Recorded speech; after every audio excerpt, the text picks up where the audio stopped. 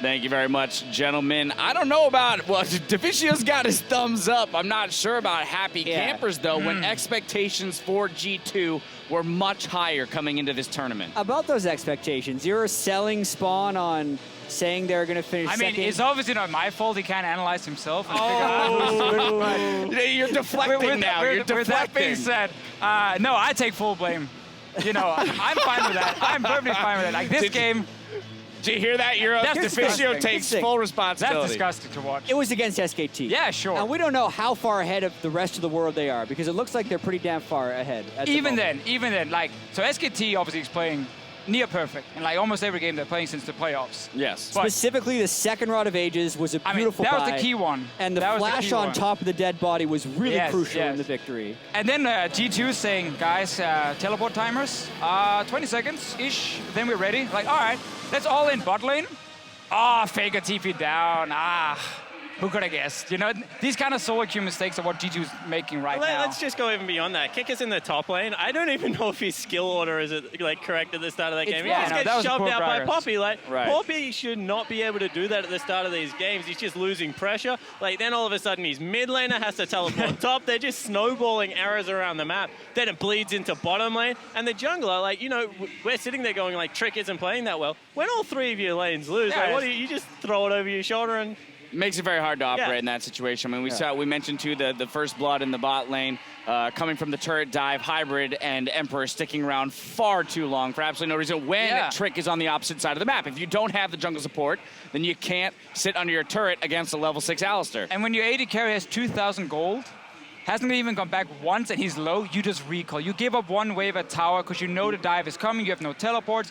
Again, G2 is playing much more like a solo queue team. Their communication seems completely off. Every player is trying to make individual outplays when they don't have to. But let's look at what actually SKT did in that dive, because they always take like the 100% sure thing. We're not going for anything more, and we're just gonna keep accumulating this gold lead and then crush you with it. Because they turret dive, get one person, they burn one ulti, and no flashes, no exhaust, nothing. On the opposite end, what was a guaranteed kill? 3 summoner spells burnt to like try and save someone that was 100% dead. Yeah, SKT plays so clean. They let us see how messy G2 really was coming into this one. And they need to clean it up as they hope to like play back into shape. I was saying, here's the scary thing. You're starting 0-2. In a double round robin tournament, you only have so many games to play. And when the rest, when the rest of these teams are all at least 1-1, or better, that you're jockeying for top 4 against, you put yourself in a really big hole. The only positive thing about this for G2, and now we're talking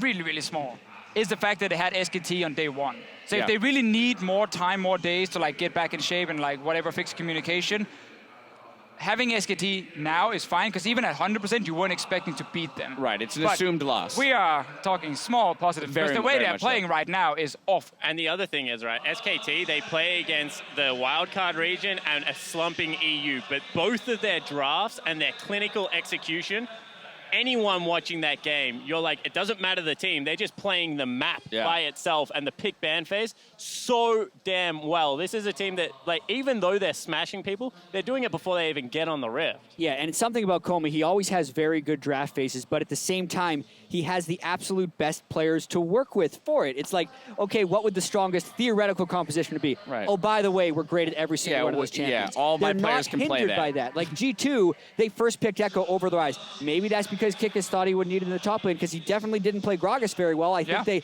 picked themselves into a corner, and we've seen other teams like Origin in Europe had to first pick Kindred. Yeah, let's go back to that first pick. SKT doesn't have any of those problems when they're doing this draft phase. Yeah, absolutely not. But and you know, we saw the double target ban to Faker in the mid lane. We saw the Zillion Azir, and then Ryze is left up, and you don't first pick it on the side of G2. What's going on there? I mean, I agree with Jad on this. I kind of feel like it's them saying Kikis can't play against Duke's Ekko.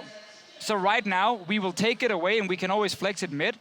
The problem is just you leave yourself in almost losing situations no matter what, because the composition from SKT, we're close to the perfect composition in terms of like S-tier picks in the meta. Like with Sivir, we know for Korean teams still being such a strong pick. So they just got absolutely everything. I didn't mind the Braum pick come in. I didn't mind the Graves, because it's something they've done before where they give Kindred early to then take Graves later. The first pick is just where it goes wrong, because if your answer is then flexing Ekko mid and putting the Gragas top lane, which Kikis couldn't play, like at all. He missed almost everything in this game. Your draft falls completely apart. All right, well, SKT, another dominant victory for them. Back to the drawing board for G2 Esports. Shox, though, is standing by with SKT's two-time world champion, so let's head downstairs for a word. Thank you very much, Dash. I'm standing by here with Faker himself after going 2-0 on the day with SKT. First off, congratulations, of course, Faker. It looks like some of the other teams are having problems on the first day playing here, yet you guys look fantastic straight from the start. How do you think you did on day one of the tournament? 페이커 선수 우선 승리를 축하드립니다.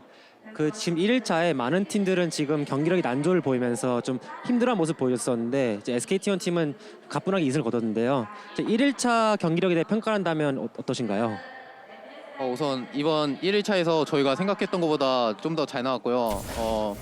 이전에 저희가 연습 경기를 다른 팀들이랑 좀 많이 해봤었는데 그때는 좀 저희가 최대한 열심히 했음에도 불구하고 좀 많이 졌거든요. 근데 그렇기 때문에 좀 운도 좀 좋았던 것 같아요. So I think we performed very well for our first day. During scrims for the tournament, even though we played our best, we struggled and lost a lot of games against other teams. So I think for today, we had some luck during our games, and overall, we did pretty well. Well, I do have to ask you about your last game here specifically versus the European champion G2, and a lot of eyes were on Perkz versus Faker. Of course, we want to know your opinion on the team and maybe on the mid lane matchup in specific.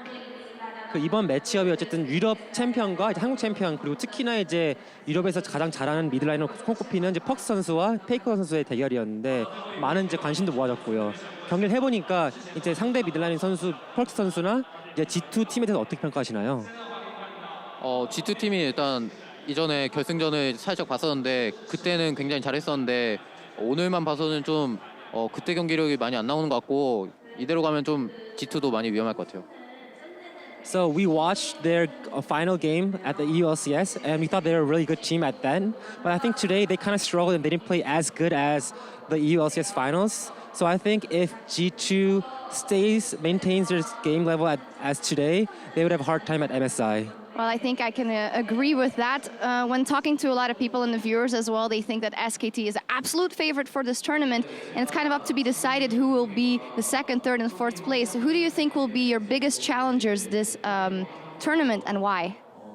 지금 많은 사람들이 이제 SKT1 팀이 MSI에서 가장 강력한 우승 후보라고 이제 거의 당연시하게 생각하고 있는데 그럼 이제 반대로 이제 2, 3, 4등 중위권 싸움이 되게 치열할 거라 예상하고 있어요. 근데 페이커 선수는 이제 우승에 가장 크게 걸림돌 낼 수 있는 견제되는 팀이 어디라 생각하시나요?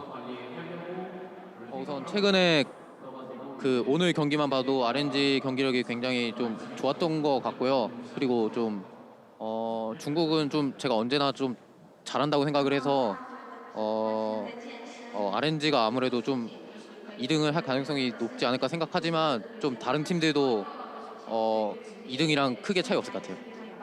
Hey, watching today's RNG's game, I think they performed very well, and I don't know, I just think that LPL in general they're very strong, and so I think RNG will get second place, and I'm not sure about other teams, but it's gonna be very hot competition for the second place for this tournament. Well, you say RNG second place. Of course, we have to think back to last year's MSI, and SKT is such a successful organization, but that MSI title is not there, as last year you were bested by EDG. How important is it for you to this time take the title home here at MSI?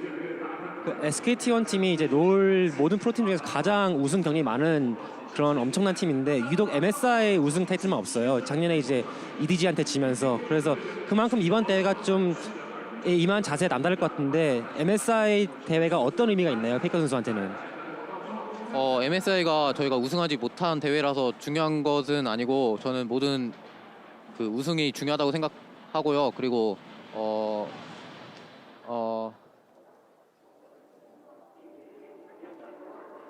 네 그런 것 같아요. Okay, it's not that MSI is important because we weren't able to win last year, but I just think that winning every tournament is like same amount of importance to me. So yeah, just winning MSI is very important for me and the team. Yeah, winning MSI is important, but winning in general is important. I can stand behind that. Thank you very much, and congratulations, Faker and SKT. With 2 wins on the day, there's still 1 game left to play out here at MSI as Supermassive takes on RNG. We'll be right back with that last game of the day, so don't go anywhere.